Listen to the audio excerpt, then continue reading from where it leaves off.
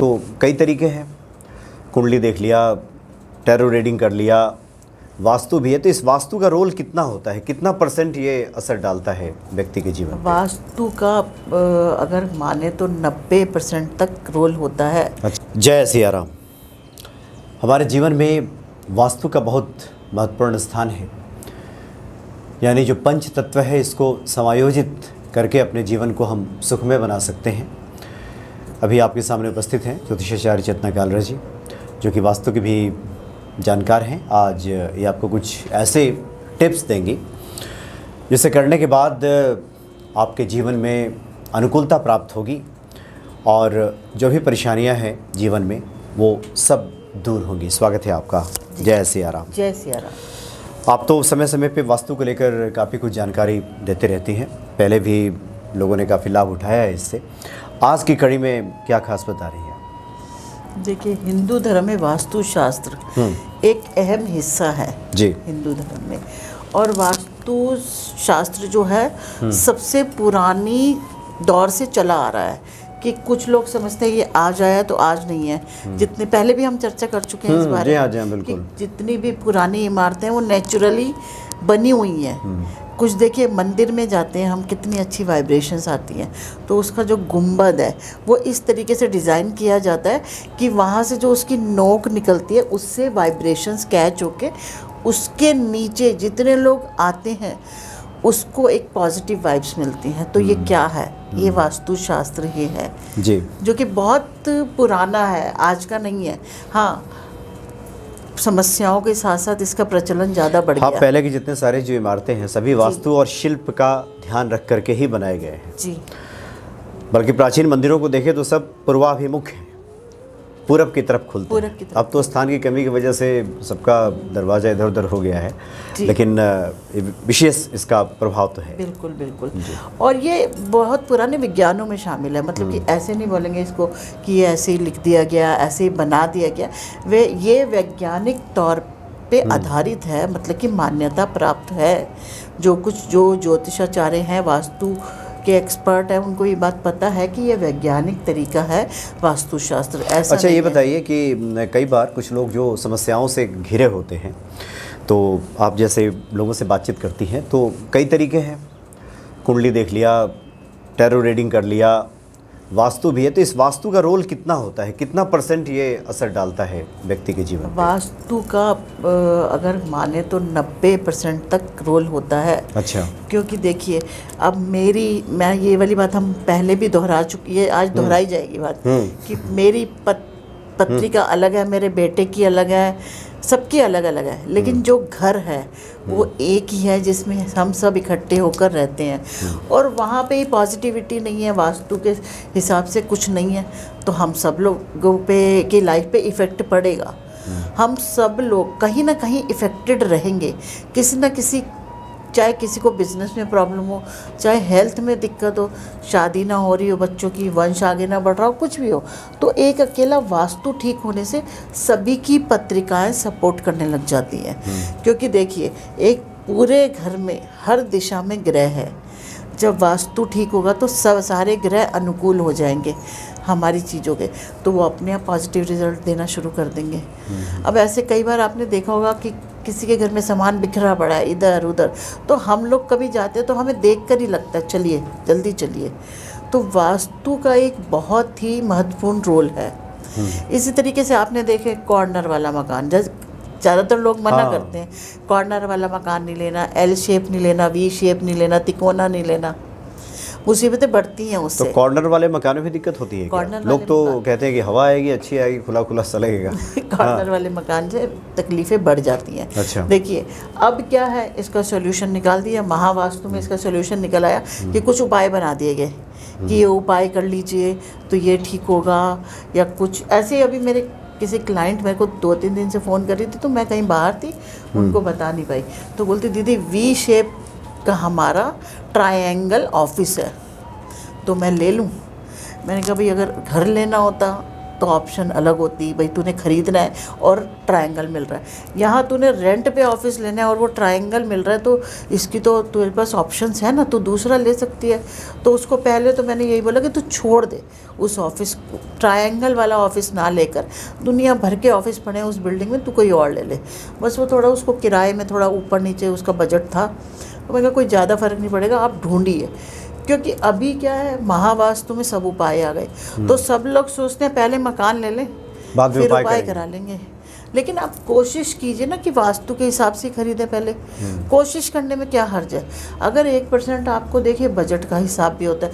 और अब मैं कह रही हूँ साउथ फेसिंग घर जाएंगे कहाँ, अब सोसाइटीज़ में हो गया या मेट्रो सिटीज़ में हो गया, तो अच्छा, एक कॉर्नर वाले मकान के बारे में बताएं, क्योंकि बहुत सारे लोग कॉर्नर वाले मकान में रहते हैं। अभी हम लोग जहाँ बैठ करके इस प्रोग्राम को शूट कर रहे हैं जी, ये भी कॉर्नर का ही मकान है। अच्छा, ये 3 तरफ से जो खुला होता है, ये कॉर्नर का जो मकान होता है, तो वास्तु के हिसाब से क्या इसमें जैसे दिक्कत रहती है, क्या इसमें परेशानी आती है? देखिए कॉर्नर वाले मकान में नेगेटिविटी ज़्यादा कैच होती है। लेकिन मैं आपको एक और चीज़ बता दूँ, वास्तु क्या होती है, जो ग्राउंड फ्लोर वाला होता है उसको ज़्यादा भुगतनी पड़ती है। अच्छा, जो जैसे ground जैसे floor पे ऊपर होता जाएगा, आप तो 19वीं मंजिल पे रहते हैं, कुछ वास्तु का इफेक्ट ही नहीं है यहाँ पर तो। और आपके यहाँ तो वैसे भी हनुमान जी की कृपा है, तो वास्तु क्या करेंगी यहाँ पर नेगेटिविटी देकर। तो ऐसा नहीं है, जैसे जैसे ऊपर बढ़ेंगे हम वास्तु दोष कम होना शुरू अच्छा, हो जाते धरती से जितना करीब होंगे जी, उतना जी। ज़्यादा उसका असर होगा। जी। ये इसके पीछे कारण क्या रहता है? जैसे 3 तरफ से खुला है, तो मान लीजिए दक्षिण से खुला हो गया, क्या इसलिए ऐसा होता है क्या? एनर्जीज देखिए, सब तरफ की अलग अलग एनर्जीज है, अलग अलग ग्रह है, उनकी वाइब्रेशंस आती हैं। अब आपका कोई एक होता है ना कि एक तरफ से, जैसे हम कहते हैं साउथ और वेस्ट बंद होना चाहिए, यहाँ पे तो कॉर्नर में सभी हिस्से खुले हुए रह गए, हाँ। तो उस वजह से नुकसान हो सकता है। लेकिन ठीक है ना, हनुमान चालीसा यानी जो कहते लोग हैं, ग्राउंड फ्लोर पे जमीन से जुड़ा जिनका मकान है, उनको ज़्यादा जो प्रॉब्लम, पहली दूसरी ऐसे बढ़ते गए उनके लिए ठीक है। वास्तु तो दोष कम होता रहता है। तो वो लोग क्या करें फिर, जो लोग कॉर्नर मकान में रहते हैं? ग्राउंड फ्लोर वाले, हाँ। अब उनको रहना ही है, अच्छा। तो वो क्या करें। बहुत सारी रेमेडीज हैं, हम वास्तु यंत्र स्थापित कर सकते हैं। और आप एक बार वास्तु विजिट करा के अपने सारी डायरेक्शंस में, अभी तो स्टोन्स रखवा देते हैं हम, हर डायरेक्शन के लिए अलग स्टोन बना है उसके ग्रह से के मुताबिक, जिससे कि वास्तु दोष कम हो जाएंगे। देखिए कोई भी चीज़ ख़त्म नहीं होती, लेकिन हाँ उसके परिणाम 100% से 40% हो जाएंगे, मिनिमाइज हो जाता है। मिनिमाइज हो जाएंगे। ऐसा नहीं है, कोई चमत्कार कहीं भी नहीं है कि आपका ठीक हो गया। हाँ देखिए, जैसे आप बताइए मेरी साउथ वेस्ट ख़राब है, तो क्या हुआ, जब मेरी राहु की महादशा आएगी वो डायरेक्शन एक्टिवेट हो जाएगी। आपकी जितनी भी डायरेक्शन है उसके अलग अलग प्लैनेट हैं। अगर मेरी कुंडली में दशा वो आ गई तो वो जगह मुझे और तंग करेगी।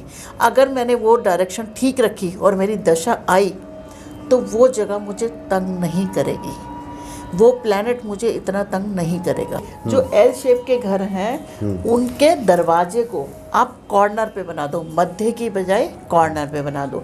और जितने वी शेप वाले मकान हैं तो आप रोड साइड वाले दरवाजे के आगे पौधे लगा दें छोटे छोटे। इसके अलावा देखिए, मैं बहुत बोलती हूँ कि पीपल पे जल चढ़ाइए, जी। ठीक है। पीपल पे, अब कई लोगों को समस्या हमारे आसपास पीपल ही नहीं है, तो नहाने के बाद कम से कम पीपल देवता का नाम जरूर ले लीजिए। विदेशों में खासकर पीपल लोगों को विदेशों नहीं में भी मिलता। है, और आप नाम ले सकते हैं पीपल का नाम लेने मात्र से भी आपको, अच्छा, जैसे वो नहाने के प्राप्त समय हर हर गंगे कह लिया तो हाँ, गंगा स्नान का हाँ, फल हाँ, मिल हाँ, गया। बिल्कुल। अच्छा, कुछ चीज़ें, प्रवेश द्वार पे हमेशा दीपक जलाए शाम को, और ध्यान रखें जब आप बाहर निकले तो राइट साइड हो दीपक। अच्छा, अगर जब आप निकलेंगे तो राइट साइड दीपक हो। ईशान कोण में जैसे आप रख सकते हैं, एक एक्वेरियम रख लीजिए या छोटा सा फुवारा रख सकते हैं, इससे भी आपको फ़ायदा मिलेगा जी। और कच्चे दूध में केसर डाल के तुलसी के पौधे को अर्घ दे सकते हैं। कुछ ये चीज़ें हैं जिनके करने से बहुत अच्छे रिजल्ट्स मिलते हैं। अब पुराने समय में हमारी मम्मियाँ थोड़ी सी कोई तकलीफ होती थी, लाल मिर्च लिए उतारी और फेंक दी, घर के बाहर बांध देते थे, बंधन बाड़ लगाते थे। मुख्य द्वार को हमेशा सजा के रखिए, इससे भी पॉजिटिविटी आएगी। और पंचमुखी जो हनुमान जी की मूर्ति लगाइए, फ़ोटो लगाइए, जो भी लगाइए। ये कुछ टिप्स हैं जिनसे अच्छा रहता है। नींबू मिर्च भी लगा लें तो, नींबू मिर्ची भी लगा लें। और लाल मिर्च का तो अपने में ही एक बहुत बड़ा महत्व है। सूखी लाल मिर्च जो हम लोग यूज़ करते हैं कि किसी भी बच्चे को नज़र लगी है उसके ऊपर से उतार के घर की नज़र भी उतारते हैं। अच्छा, हम लोग रेकी में क्या करते हैं, आपके घर की फ़ोटो लेके उसको रेकी से वो करते हैं। अच्छा। अब कई लोग तो वो घर की फ़ोटो लेके उस पर लाल मिर्च उतार के उसको जला देंगे कि हमारे घर को नज़र लगी, क्योंकि कई लोग बहुत सुंदर घर बनाते हैं तो उन्हें लगता है मेरी बुआ आई, चाची आई, वो नज़र लगा के चली गई तो इसलिए उतार के उसको जला लीजिए। अच्छा, कुछ लोग लिख करके भेजते भी हैं कि लाल मिर्च जला करके उसका पूरा घर में धुआं दिखाएं क्या, इससे नेगेटिविटी दूर होगी। नहीं नहीं नहीं नहीं, ऐसा नहीं करना। अच्छा, वो सिर्फ आप बाहर, घर के बाहर जला दीजिए। घर के अंदर जलाएंगे तो अपने कोई नेगेटिविटी आ जाएगी। एक तो व्यक्ति ने लिख करके भेजा कि जितनी ज़्यादा खांसी आएगी इसका मतलब है कि नेगेटिविटी है। ऐसा नहीं है, बल्कि आपको बीमारी हो जाएगी उससे। खांसी होगी तो खांसी, अब धुआं कर लीजिए इस कमरे में तो मुझे भी होगी, आपको भी, तो इससे क्या क्या मतलब है। देखिए, गूगल का धुआं तो बोलते हैं हम, गूगल जला के पूरे घर में दीजिए, दिखाइए, आप कपूर दिखाइए। नेगेटिविटी तो इन सब चीज़ों से दूर होती है। पहली बार नेगेटिविटी आने मत दो। पंचमुखी हनुमान जी की फ़ोटो लगा दो, दीपक जलाइए, सत्या बनाइए, प्रवेश द्वार को सुंदर बना के रखिए, साफ़ सुथरा रखिए, तो नेगेटिविटी आएगी नहीं अपने आप भी। तो ये सब करेंगे। जी हाँ, जी हाँ जी। चलिए, एक आखिरी इस कड़ी में आपसे बात कर लेते हैं कि मान लीजिए कि जिसके जीवन में परेशानी है जी। वो लोग तो बुलाते हैं, वास्तु करा लेते हैं। कई बार होता है सब जीवन में अच्छा अच्छा चल रहा है, उन लोगों को पता भी नहीं है कि वास्तु दोष है कि नहीं है। ऐसे लोग क्या करें कि उनका ठीक चले, अच्छा रहे सब? क्या ऐसे लोगों के लिए कुछ टिप्स है? देखिए, जब ऑलरेडी उनका अच्छा ही चल रहा है तो वो पहले वक्त क्यों करेंगे कुछ, कभी भी। अब मैंने देखा ना, कई लोग बोलते हैं अपने पितरों को ये करो, अमावस्या पे उनको बुलाओ, उनको भोजन कराओ, फिर भेजो। आप पितरों को क्यों तंग कर रहे हो, उनको उनके स्थान पे रहने दो। ऐसी जब अगर आपके जीवन में कोई प्रॉब्लम नहीं है तो आप सिर्फ रोज़ भगवान को नतमस्तक होके उनसे शुक्राना कीजिए, आएगी नहीं। और एक और महत्वपूर्ण आपने बात बताई कि आप घर में तुलसी का पौधा है तो उसमें दूध अर्पित करें। दूध केसर वाला, केसर वाला दूध, कच्चे दूध में केसर डाल के अर्पित करें तो उससे भी आपका सब अच्छा रहेगा। बहुत अच्छे प्लैनेट्स होंगे। बुध ग्रह बहुत अच्छा हो जाता है, बिजनेस में बहुत अच्छी तरक्की दे देता है। तो ये सब कीजिए, आपको फ़ायदा मिलेगा। जी हाँ, जी हाँ, ये बहुत अच्छी आपने जानकारी दी है और निश्चित तौर पे इससे भक्तों का कल्याण होगा। बहुत बहुत धन्यवाद आपका। जय सिया राम। जय सिया राम।